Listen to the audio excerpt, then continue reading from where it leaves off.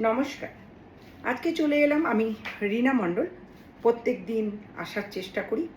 কিছু না কিছু খবর প্রত্যেক দিন আমরা পাই, যেটা সোশ্যাল মিডিয়া এবং খবরের মাধ্যমে সেগুলি আমরা তুলে ধরবার চেষ্টা করি। আমরা সোশ্যাল মিডিয়াতে কাজ করি, আমাদের কিছু নৈতিক অধিকার আছে বলার, যেগুলো আমরা খবরের মাধ্যমে দেখি, শুনি। কিছু ভালো লাগে, কিছু খারাপ লাগে। ভালো লাগলেও কিছু করার নেই, আর খারাপ লাগলেও কিছু করার নেই, কারণ আমরা বাংলার নাগরিক। আমরা বাংলার নাগরিক হয়ে জনগণ হয়ে ভোট দিই। আমাদের নেতারা যা যা করেন সেটা আমাদেরকে মানতেই হয়। না মানলে রাস্তার কিছুই নেই, অবশ্যই মানতে হবে। যেগুলো আমাদের শাসন ব্যবস্থা চলে, যেরকম করে চালায় সেরকম করেই আমাদের চলতে হয়। আমাদের প্রতিবাদ বলে কিছু নেই, আর প্রতিবাদ করলেও সেগুলো শোনার বা জানার কেউ নেই। আমরা পার্টিগত যখন ব্যাপারে কিছু বলি, আজকে আমি প্রথম জিজ্ঞাসা করব অনেক মহিলাদের, আমাদের বাংলার মহিলাদের। প্রথমে জিজ্ঞাসা করতে চাই, কেমন লাগছে আমাদের বাংলা? কেমন লাগছে আমাদের বাংলার মুখ্যমন্ত্রী শুভেন্দু অধিকারীকে? কেমন করে চালাচ্ছেন আমাদের বাংলাটাকে? অবশ্যই বাংলার মহিলারা জানাবেন। আমরা বাংলার মহিলারা পরিবর্তন করেছেন, অনেক কিছু আশা করেছিলেন, অনেক কিছু আশা করে পরিবর্তন করেছেন। যখন কিছু পাচ্ছেন না তখন আন্দোলন করছেন, চিল্লাচ্ছেন, আমরা সোশ্যাল মিডিয়ার মাধ্যমে দেখতে পারি। এখন প্রচুর পরিমাণে চিল্লাচ্ছেন। এখন আমাদের বাংলার মুখ্যমন্ত্রী শুভেন্দু অধিকারী ভালো নয়, কারণ যে প্রতিশ্রুতিগুলি দিয়েছিলেন সেগুলো আমাদের বাংলার মহিলা পাচ্ছেন না। আমি বারবার একটা কথাই বলি, সবাই ভীষণ স্বার্থপর, যার যার স্বার্থ নিয়ে শেষে চলে। স্বার্থ যদি পূর্ণ না হয় সেখানে বিরাট আন্দোলন মিছিল চলে। আমার যেটা মনে হয় যে বাংলার শাসন ব্যবস্থা যেরকম আরম্ভ হয়েছে ভালোই হয়েছে, কারণ এটা হওয়া দরকার ছিল। যেগুলো যেগুলো জিনিস কিছুটা এখন হচ্ছে সেগুলো অনেক আগের থেকে হওয়া উচিত ছিল, সেগুলো হয়তো হয়নি। আর সেগুলো বাংলার লোক এতদিন দেখতে পারেনি, বুঝতে পারেনি, জানতে পারেনি। ওই জন্য খারাপ লেগেছিল বলে ভোট দিয়েছিল বিজেপিকে। এখন দেখছে যে হকার উচ্ছেদ, যে কোনো দোকানপাট রাস্তার বেধারে বসানো উঠিয়ে দিচ্ছে, বাড়িঘর ভেঙে দিচ্ছে, অন্নপূর্ণা দেওয়া হচ্ছে না, স্টেট গাড়িতে বিনামূল্যে সবাই যেতে পারছে না, সবাই অন্নপূর্ণা ভাণ্ডার পাচ্ছে না, সবাই যেখানে সেখানে বসে দোকানপাট করতে পারছে না, অনেকে টোটো চালাতে পারছে না, যেগুলো ব্যাংক থেকে লোন করে টোটোগুলো নিয়েছিল সেগুলো বন্ধ হয়ে যাচ্ছে। অনেক কিছুই নিয়ম আরম্ভ হয়েছে, যেটা প্রায় ৪৫ বছর পর। এতদিন মানুষ স্বাধীনভাবে চলেছে, স্বাধীনভাবে লক্ষ্মীর ভাণ্ডার পেয়েছে, যেখানে কিছুই করতে হয়নি মহিলাদের, ফর্ম ফিল আপও করতে হয়নি। তবু লোভ সামলেনি। যেই বিজেপি বলেছেন ভোটের আগে ৩,০০০ দেবেন, স্টেট গাড়িতে উঠতে দেবেন বিনা পয়সায়, লাইটের বিল দিতে হবে না, দিয়ে দিয়েছে ভোট। এত লোভ, লোভের চোটে ভোট পাল্টিয়ে বিজেপিকে নিয়ে এসছে। এবার কেমন লাগছে? মজা। এরকম শাসন ব্যবস্থাই হওয়া দরকার ছিল অনেক আগের থেকেই। মমতা যেটা করেছেন হয়তো বা ভুল করেছিলেন।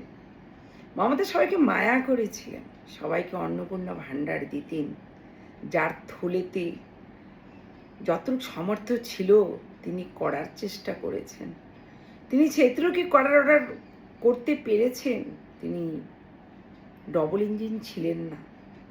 তার বিধায়ক বলেন, তার নেতা নেত্রীরা বলেন, যে কোনো সাধারণ গ্রামের জনগণ বলেন, মহিলা বলেন, পুরুষ বলেন, যুবসাথী বলেন, সব কিছু দিত বা দেওয়ার চেষ্টা করেছিল। সরকারি অফিসে সরকারি কর্মচারী দিয়ে আরম্ভ করেছিল, সব গেল। আবার বলছি, কেমন লাগছে আমাদের বাংলার শাসন? সরকারি কর্মচারীদের মুখ বন্ধ করে দেওয়া হয়েছে। যারা সরকারের কাজ করছেন তাদের সব মুখ বন্ধ, কিছু বলতে পারবেন না। অনেক শিক্ষকের চাকরি গিয়েছে, তখন অনেক আন্দোলন হয়েছে, তখন অনেক মমতা ব্যানার্জিকে অপমান করা হয়েছে। এখন আর করতে পারবেন না। কেমন লাগছে? অনেক শিক্ষক পথে ঘাটে যেখানে সেখানে বসে আন্দোলন করেছে মমতা ব্যানার্জির বিপক্ষে। তারাও ভেবেছিলেন ভোটটা পাল্টিয়ে দিয়ে আমাদের চাকরিটা সবার হয়ে যাবে। তাদেরকেও বলছি, কেমন লাগছে শাসন ব্যবস্থা? আমার কাছে তো খুব ভালো লাগছে এই শাসন ব্যবস্থা। এরকমই হওয়া দরকার ছিল। আরজি করে যখন ধর্ষণ হয়েছিল, তখন আপনারা সবাই আন্দোলন করেছিলেন মমতার ব্যাপারে। মমতাই পুরো দোষী আরজি কর ব্যাপারে। মমতার পুরো হাত, মমতা ধর্ষণ করিয়েছে, তাই না? আর এখন যে ধর্ষণগুলো হচ্ছে, আপনাদের আন্দোলন দেখতে পাচ্ছি না। সিনেমা সিরিয়ালের যারা অভিনেতা অভিনেত্রী আছেন, তাদের তো আর আন্দোলন দেখতে পাচ্ছি না। তাদের তো আর মুখ্যমন্ত্রীর ব্যাপারে কোনো কটূক্তি কথা শুনতে পাচ্ছি না। বলুন না, এখনো বলুন। বলতে পারছেন না? মুখে কি ফেবিকুইক? আর বলতে চাই, এই যে তৃণমূল নেতা নেত্রীরা আপনারা কি আরম্ভ করেছেন? আপনাদেরকে লজ্জা শরম বলে কিচ্ছু নেই। বাংলার জনগণ চিনতে পারছে ভালো তৃণমূলদের। এত স্বার্থপর আপনারা। ভালো তৃণমূল যারা গিয়েছেন, ভালো তৃণমূলে যারা এক তৃণমূলের কালীঘাটের তৃণমূলে থেকে কাজ করতে পারেননি, মমতাকে আপনাদের জন্য হেরে যেতে হয়েছে, তারা আবার বাংলাতেই ভালো তৃণমূল তৈরি করছেন। কিছু কাজ করতে পারবেন বাংলার জন্য? যদি বাংলার জন্যই কাজ করতেন, কোনো চুরি করতেন না, আপনারা অন্যায় করতেন না, তাহলে তৃণমূলেই থাকতেন। তৃণমূলটাকে ভাগ করতেন না। আমরা ভাগ দেখেছি, আমরা একজনের উদ্দেশ্যে কটূক্তি কথা বলতে দেখেছি। আমরা পার্টি বলতে কংগ্রেস, সিপিএম, বিজেপি, তৃণমূল এইটাই জানতাম। আজকে বিজেপির জন্য তৃণমূল হেরে গিয়েছে, সেটাও শেষ। কিন্তু আপনাদের তৃণমূল ভাগ হয়ে চারিদিকে যা নাটক আরম্ভ করেছেন, সেটা আমাদের লজ্জাজনক। আমাদের দেখতে ভালো লাগে না, আপনাদের শুনতে ভালো লাগে না আমাদের। আপনারা ভালো তৃণমূল। আপনারা যদি ভালো তৃণমূল হতো, আজকে মমতা ব্যানার্জি হেরে যেতেন না। মমতা ব্যানার্জি, অভিষেক ব্যানার্জিকে এত কথা শুনতে হতো না। যারা যারা আজকে বিজেপিতে গিয়েছেন, অর্জুন সিং আমাদের শিলিগুড়িতে এসে বলেন, মমতা ব্যানার্জির অভিষেকে যত টাকা ধরা পড়বে যেদিন, আরে মমতা ব্যানার্জি নিজের মাইনাটুকু নিতেন না। অর্জুন সিং, আপনি কতবার দল পাল্টিয়েছেন বলুন তো? আপনারা এখন যারা যারা বিজেপিতে আছেন, তাপস থেকে অর্জুন থেকে যারা যারা আছেন, আমাদের মুখ্যমন্ত্রীও তৃণমূলেই ছিলেন আপনারা। আজকে বিজেপি পার্টি যেটা আমাদের বাংলাতে তৈরি হয়েছে, সেটা বেশিরভাগ তৃণমূলের লোক আছেন। তখন তো আপনারা মমতা ব্যানার্জি হয়ে অনেক কিছু প্রচার করেছিলেন, অনেক বিজেপির বিপক্ষে কথা বলেছিলেন। আমরা এখনো সোশ্যাল মিডিয়াতে মাঝে মাঝে দেখতে পাই।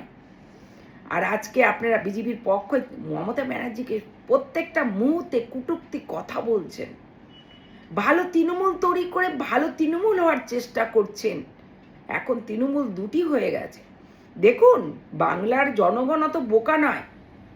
আমরা বাংলার লোক জানি আমাদের একটি তৃণমূল, যেটা মমতা ব্যানার্জির তৃণমূল। আপনারা বাংলাতে ভাগ হয়ে প্রত্যেক সময় আমরা খবরে সোশ্যাল মিডিয়ায় তৃণমূলের ভাগ দেখতে পাচ্ছি, একে অপরের নিন্দা দেখতে পাচ্ছি, কটূক্তি দেখতে পাচ্ছি। আমাদের দেখতে লজ্জা বোধ হয়। আপনারা কালীঘাটের তৃণমূল থেকে বের হয়ে গিয়ে ভালো তৃণমূল সাজছেন, খবরের মাধ্যমে সোশ্যাল মিডিয়ার মাধ্যমে আমরা দেখতে পাচ্ছি। আপনাদের লজ্জা লাগে না?